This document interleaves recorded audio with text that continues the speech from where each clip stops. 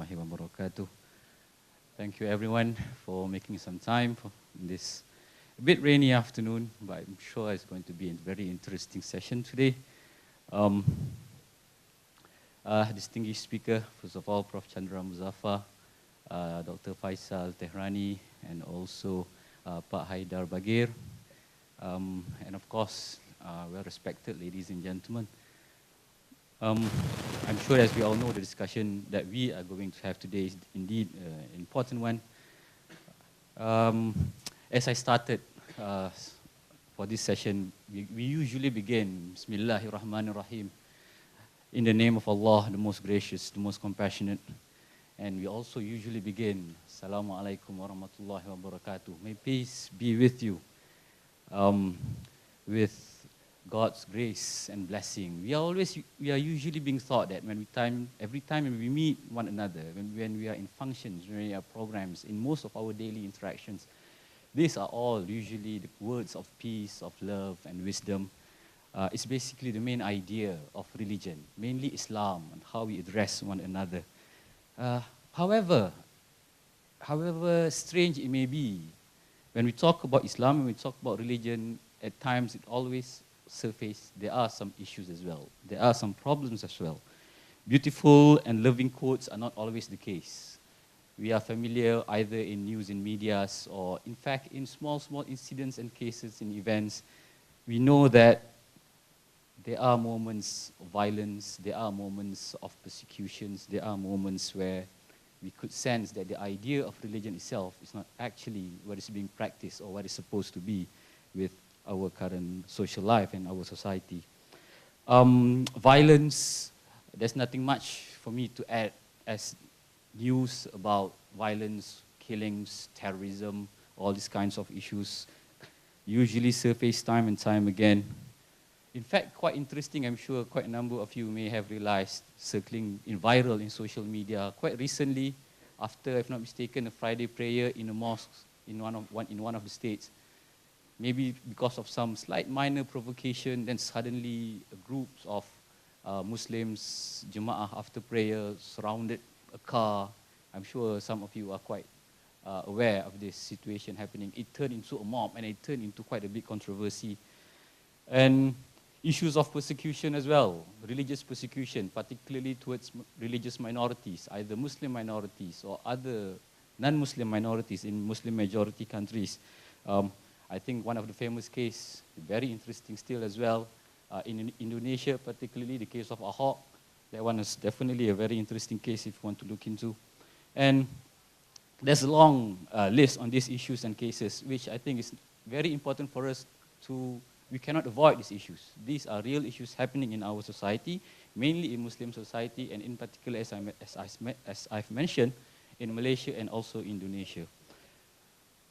However, if you try to see this from another angle, maybe it's not that strange, because basically we are all, in living in human societies, we are all human beings. And human beings is not just always good and nice. There are some problems with human society. It goes back to our earliest phase of history, particularly associated to religion. And because of that, if you try to reflect on the concept of being human nature itself, if I just try to simply quote Ali Shariati as an example, he conceptualized human being as to be mainly portrayed, the loneliness, the stagnation, the problems, but at the same time, there's also an element of the Spirit of God inside, which actually provides the human dimension which is supposed to give us progress. But that is not in the cases in these problematic events and incidents that happens times and time again. Thus, I think this is the main thing which we want to question today. Violence and persecution because of religion. What is the problem? So, to further discuss this issue, which I'm sure that our distinguished speakers will come up with their own interesting points. I do also invite our participants, everyone, ladies and gentlemen here, to also be part of the discussion, so that we can share our own views and we can come up with a solution to this problem. So without further delay, I would like to invite Elma, also from IRF, to moderate the discussion further. A very good afternoon, everyone. Dr. Ahmed Farooq Musa, Dr. Chandra Muzaffar, Dr. Haidar Bagir, Dr. Mohd Faizal Musa. Ladies and gentlemen, fellow colleagues and guests, first of all, let me thank all of you for coming here today to join this panel discussion on violence and persecution in the name of religion. It's an honor to have this opportunity to sit with such a distinguished panel guest, as well as to address this distinguished audience. I would like to briefly start with 3 selected quotes to sort of warm up the debate on this pressing topic.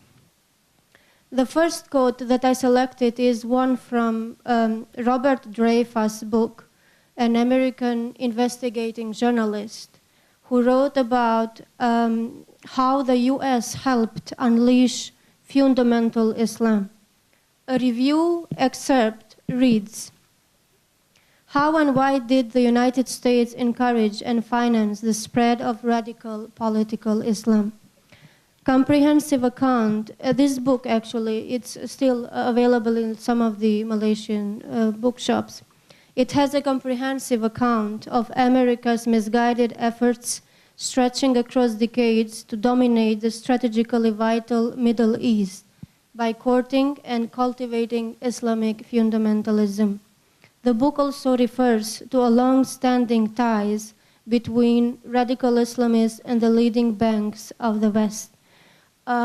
Without dwelling more on the details, I would also like to say that the book has a lot of facts also about other colonial powers' interference and direct financing of certain sects and certain fundamental, sort of sectarianism, gangs, and certain segments that actually had been empowered and financed for years. Just to emphasize that fostering sectarianism has been always part and parcel of the intelligence and security apparatus to further the imperialist agenda. The second quote that I have selected is from another book review. It's actually a very recent publication of Sabah Mahmood, one of the American Muslim anthropologists.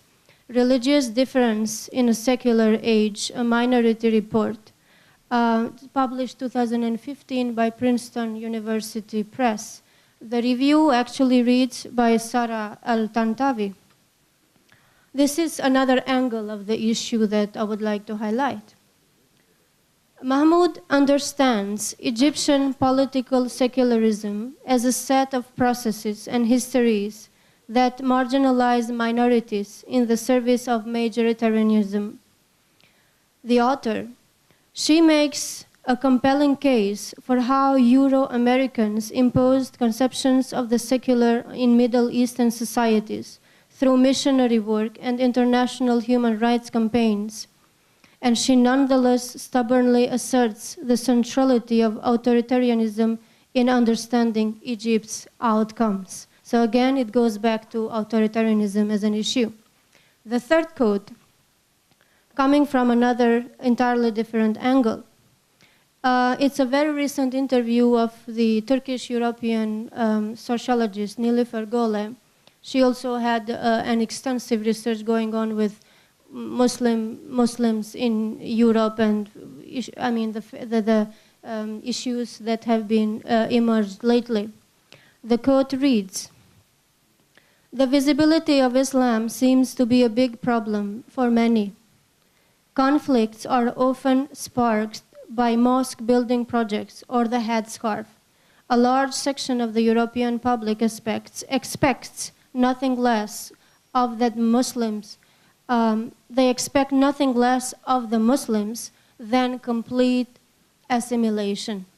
So these are the 3 quotes that are actually sort of bringing into the light certain topics, certain themes emerging that has to do with the intolerance of the others, which is not less obvious or present in very advanced societies of today's 21st century, as it is in some of the Muslim societies that had been in oppression and in living hand to hand with human rights violence for a very long time.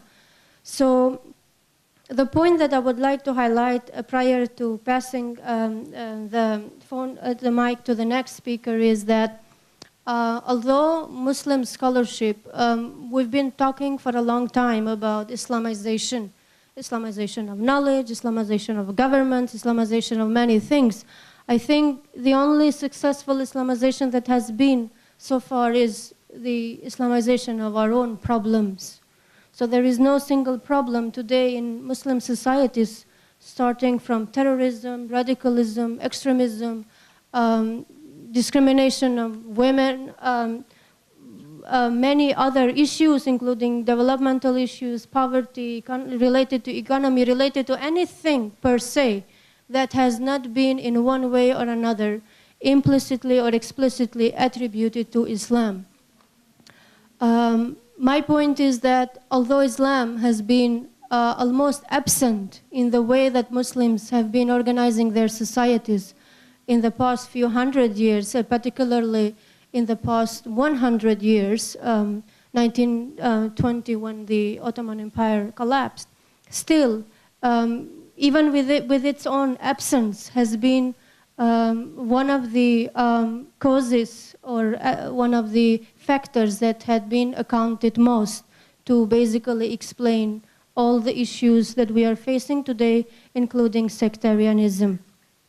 The country where I come from, we've been under communist regime for 50 years, yet after the communist regime collapsed, every single issue, every single legacy problems that we had from them was yet attributed to we being Muslims.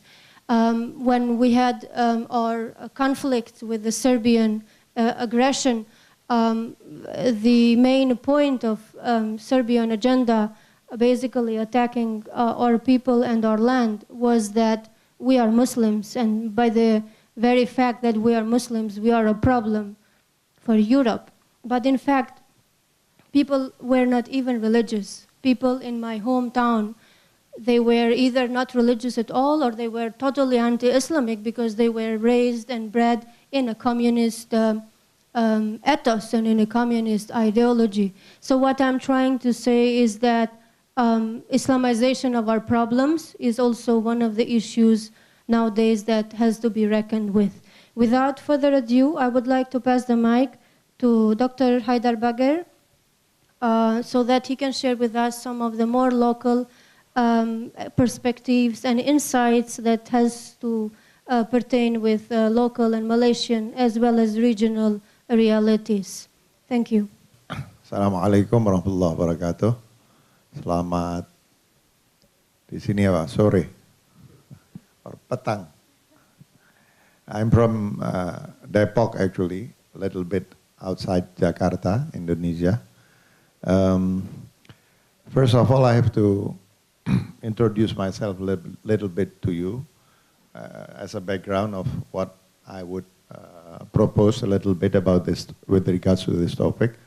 My background is not sociology or politics or economics. My academic background is Islamic studies, actually more into philosophy and mysticism. So I would not talk, I would limit my talk, or mostly my talk will be on the doctrinal background of this issue of violence and persecution in the name of religion. And I would also focus my talk on actually violence and persecution within the body of Islamic or Muslim societies. But we will see that the causes that creates this or that that explodes violence and persecution within the Muslim Ummah is actually the same causes that also create problems with regards to the relation between Muslims and non-Muslims. If I have time, I will touch a little bit also on the issue of relation between Islam and non-Muslims. So, with my background, I will just use my short time to identify the causes of violence and persecution in the name of religion. Again, in accordance with my background. From my observation, I see at least 4 fundamental causes of religious violence and persecutions that unfortunately we have witnessed, especially in the past decade or in the past 5 years, if you like, within the body of Islamic Ummah or Muslim people. Maybe 5-6 years ago, we witnessed the start of the Syrian so-called civil war, which is actually not a civil war.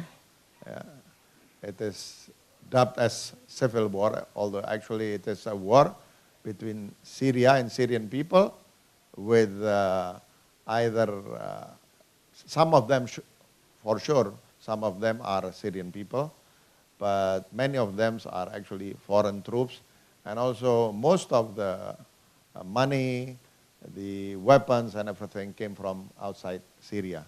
Syria has been the target of an agenda external to the country. Yeah. First, so I have 4 causes. The first cause is actually, this is like a very normative observation, but I see this is very important, which is the misunderstanding of the general nature of Islamic teachings, and more specifically, the nature of or the Islamic doctrines with regards to the possibility and acceptability of differences of opinions within Muslims or Muslim groups or Muslim schools of thought or sects. Actually, also the acceptability of differences of religion.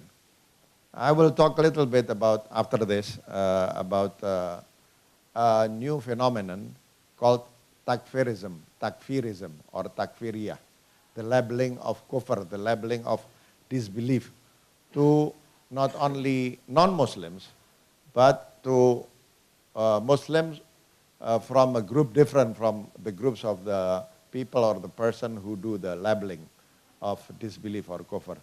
I wrote in my last book, actually a chapter on the misunderstanding, according to what I know, what I study, misunderstanding about the concept of kufr or disbelief in Islam. I try to argue based on the Quran, on the prophetic sayings, as well as the opinion of the earliest ulama and the contemporary ulama, that actually kufr is not something that you could easily impose upon even non-Muslims. I could not find in my study an ayat in the Quran that would say that a non-Muslim is a kafir. Immediately is a kafir. Yeah. There are many ayats that people can bring to me to prove that there are verses in the Quran in which we can immediately conclude that non-Muslims are disbelievers. For instance, there is an ayat like, لَقَدْ كَفَرَ الَّذِينَ قَالُوا إِنَّ اللَّهُ ثَالِثُ ثَلَاثَةٍ. Obviously, the people who say that God is the third out of the 3 is kafir, is disbeliever. And people would take it for granted that this is a verse directed to the Christian who believes in Trinity. But I found out, even among the ulama, the past ulama, like Imam Ghazali, like one of the greatest scholar in the history, in the whole history of Islam, Imam Ghazali said in one of his book, the title of the book is Fadailul Anam, he said that actually this verse is not directed to Trinity. According to Imam Ghazali, Trinity is a form of Tawheed. Trinity is a form of monotheism. And if you read then a very standard book on the history of sex in Islam, which is Al-Milal wa Nihal, written by Shahristani, you will find that this verse, according to Shahristani, which is really a standard book, anyone who studied sex in Islam would have to refer to this book by Shahristani. Shahristani said that this verse actually is directed to the group of Christians who are now is called the monophysite tritheism. Tritheism. Yeah? Monophysite tritheism. According to Imam Ghazali, the three divinity who are believed by the Christians in Trinity are actually three attributes of God. Three attributes of God. Three oknum, three akonim, three oknum. Yeah? So it is three attributes of God, not three gods in its substance, jawhar in Arabic. And then Shahristani would say that this verse actually is directed to small numbers of Christians. I don't know whether it's two groups of Christians. I don't know whether they are still extant or not. One is Yaqubiyah and the other one is Malkaniyah. So even to non-Muslims, it is not easy at all to label disbelief, let alone to Muslims. But unfortunately, this is the second cause. The second cause is also, the first is misunderstandings. The second cause is since I'm in Kuala Lumpur now, I would remind you of a very famous concept explained by Professor Naqib Alatas, is the loss of adab, the loss of ethics, the loss of good conducts, yeah, vis-a-vis differences of opinions, even differences of religions, and how to resolve the differences. I will touch a little bit on this. All Muslims are obligated to do what is called in the Quran, al-amr bil ma'ruf wa nahi anil munkar, meaning the enjoining of good and the prevention of bad. Yeah? It is obligatory upon all Muslims. But unfortunately, because of this loss of adab, this obligation imposed upon Muslims by Islamic teaching is seen as something which would give them the right to kill people, the right to persecute people. Although if we really studied for instance, the requirements for someone who would do amar ma'ruf nahi munkar, I am a little bit disturbed by it's okay. Yeah. Huh? Yes. Violence and persecution. It's okay. I mean, they have their own program. Our tolerance is tested, actually. For instance, I will touch a little bit on this. Now, if an Islamist or radical Islamist, if we like, talk about the enjoining of the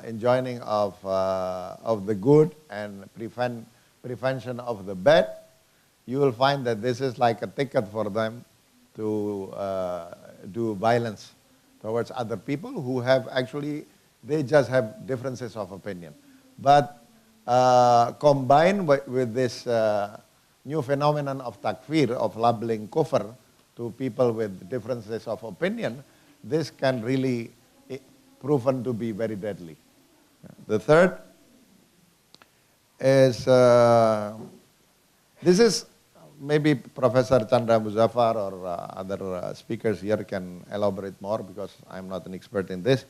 But I see that this tendency towards kind of radicalism and violence and persecutions within or on the name of religion has something to do with the psychological, sociological, economic, and political causes that might operate separately or simultaneously. Yeah? And this is this is similar actually to the phenomenon that has created very big shift within our society. Like this is, I suspect that there are lots of similar motives within the tendency of the radical Islamists with the tendency of people who supported Brexit, who supported Le Pen in French, who supported Pauline Hanson in Australia, who supported maybe Modi in India or Duterte in the Philippines, I don't know. And actually, in a better situation, this is also the same force behind the election of Jokowi, our president, or Ahok actually, yeah, in Jakarta. But I really see this new phenomenon of, if you like, a kind of xenophobic attitude. This has spread everywhere in the world, and it can take shapes as Brexit, as support to Pauline Hanson in Australia, Le Pen in French, and also radicalism within the religious part of the community. Yeah. Now, let me just elaborate in 5 minutes each of the 4 causes. The first is takfirism. Takfirism actually is not just a sporadic labeling of a certain person or group as kufr. In Islam, actually, it has developed as a science, if you like. I deliberately choose the word science. Actually, a discipline of takfir. This has developed to be a science of takfir. Yeah? A science of takfir. And you can find books specifically or deliberately written to describe this science of labeling people as kufr or as disbeliever.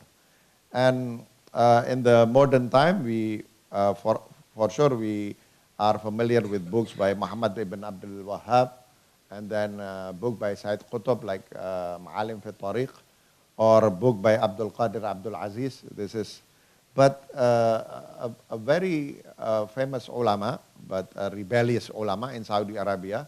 His name is Sheikh Hassan Farhan al-Maliki.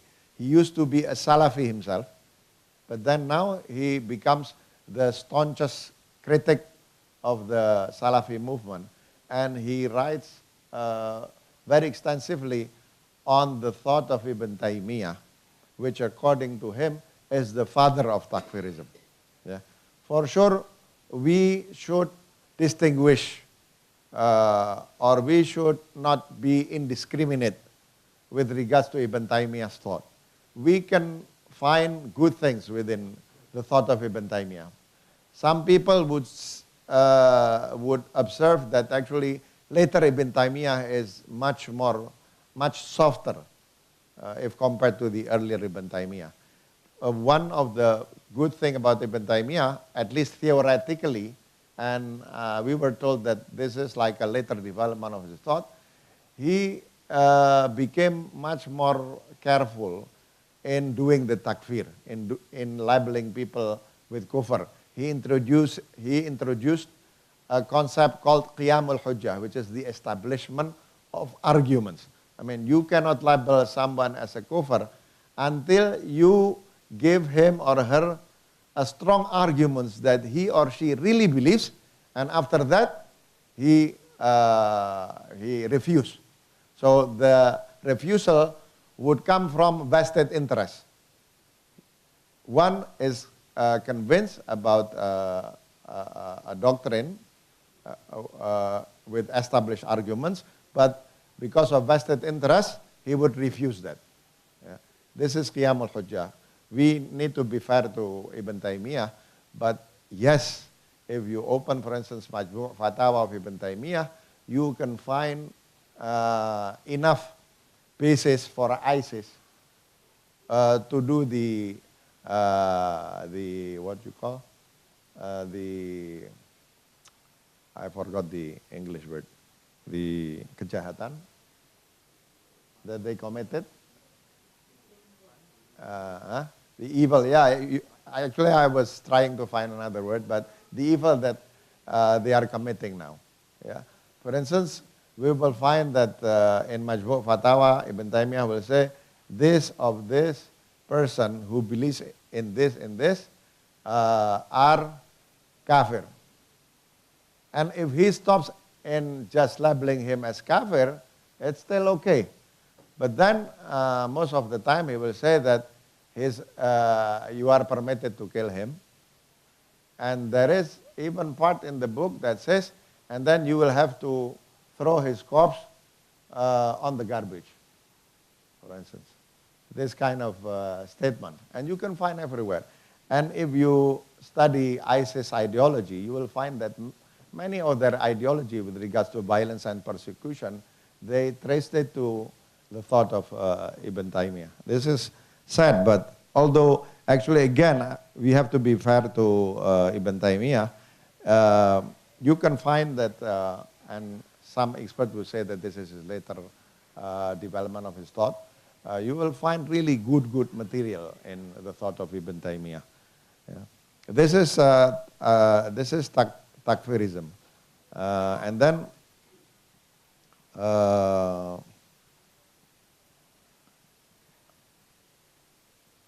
then this loss of adab, yeah, in Al-Amr bil Ma'ruf wa Nahy anil Munkar. I will just recite a short verse in the Quran with regards to enjoining the good and preventing the bad.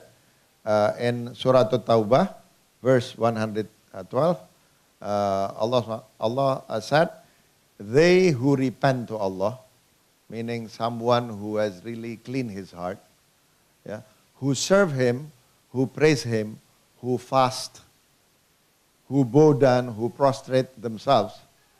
I mean, people who really has reached a high level of spirituality, and they enjoin what is good and forbid what is evil, and who keep the limits of Allah.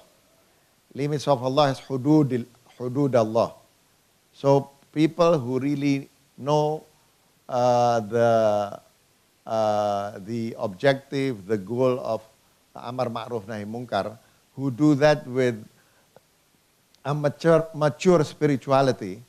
And later Ibn Taymiyyah, this is also one way to be fair to Ibn Taymiyyah.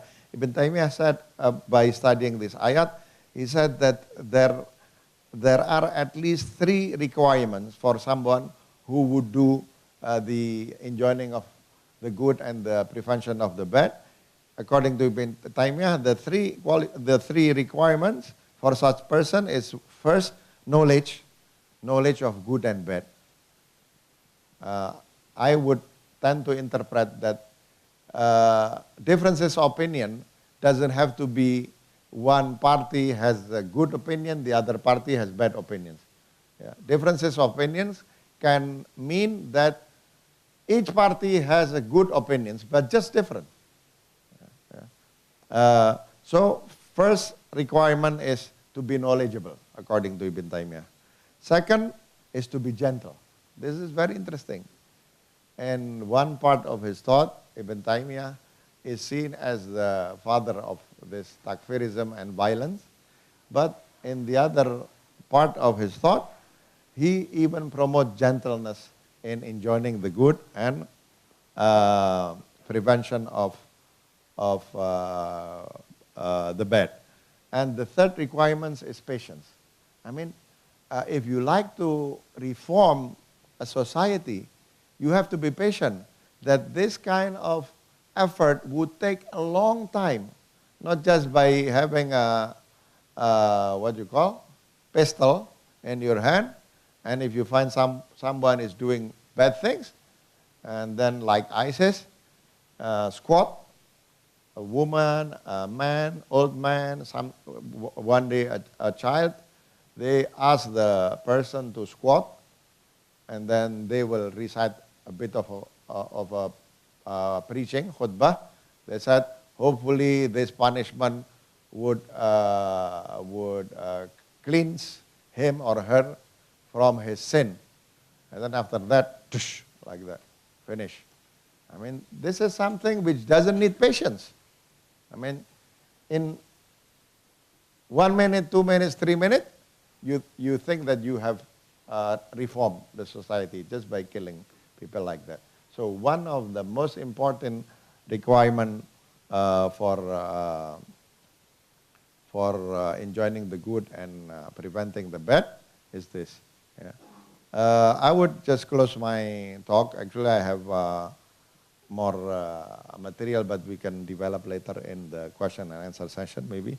But the fourth cause is, I think, this is lack of critical and scientific ability among Muslims. Yeah. I have been more than 20 years in Islamic education. I have a network of Islamic international schools in Indonesia. So I really know this well. An expert would say that, for instance, commentators, this is A.K. Abdullah in one of his very serious paper, he said commentators have noted a deficiency of critical thinking skills among graduates of Islamic institutions. Actually among people from the Islamic society, Islamic institutions of learning. In the words of one of them, our traditional system, even the so-called modern Islamic education, I would not limit this only to the so-called traditional system of Islamic learning. We have, for instance, like Al-Azhar in Jakarta. I don't know here international Islamic schools. I have had experience of sending my children to the Islamic international schools here, and I would not, or let me stop there. Yeah. Our system, for all its virtues, and I'm very skeptical about the virtues of Islamic institutional learning nowadays, not in the past, yes, we have very good Islamic institutions of learning. Our system is sharply criticized as lacking in critical ability and for relying on rote learning and parrot fashion repetitions. Yeah, this is the title of the article is Strengthening Critical Thinking Skills in Muslim Students. Yeah. This is really a big problem.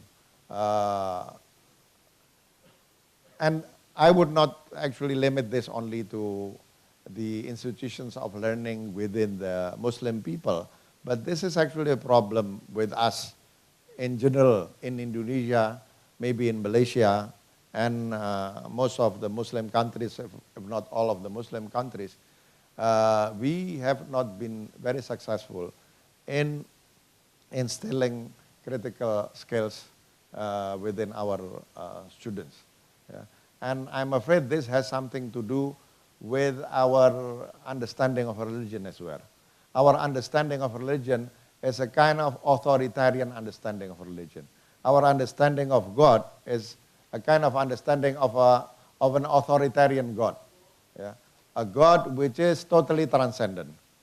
In Jakarta, in Indonesia actually, since the last 5 years, I have established a movement called a compassionate Islam movement. So actually it is Gerakan Islam Cinta. Difficult to be translated into English. If I translated it into loving Islam movement, it's different. Yeah, it's not loving Islam, but actually an Islam of love. Gerakan Islam Cinta. I think we have a concept of an authoritarian religion. We have a concept of an authoritarian, totally transcendent God. We forgot that our God is transcendent, but at the same time is also immanent. Our God is a God of munazzah, but at the same time, our God is the God of mushabbah. our God is a tremendous God, but at the same time, our God is a loving God. So we really need to reform our education by not doing it in an authoritarian fashion, but more in a loving environment. Yeah? So this, I think, what I have pinpointed from my experience and my study about the rampant phenomenon of violence and persecution on the name of religion. So we need really to reform our understanding of Islam. We need to get rid of this ideology of takfir. We need to develop and create a culture of adab, even while we are doing enjoining of the goods and prevention of the bad. We, for sure, I haven't touched more on this situation of economic inequality. This is also a very real problem. When we studied the phenomenon of Brexit, the support towards people like Le Pen in France and Pauline Hanson and in Australia, we will find that most of the supporters of this more or less xenophobic or even racist contender to power, we found that most of the support comes from the underprivileged people and also less educated people. So we need to do reform on our education, but at the same time, we have to be the champion of equality among people. Anything we do for reforming our understanding of Islam, reforming education, get rid of the culture of takfirism, trying to instill adab and everything, as long as we cannot get rid of this very big gap within our community, the socio-economic gap within our community, I'm afraid that anything we do would not achieve the goals that we hope we can achieve. Thank you.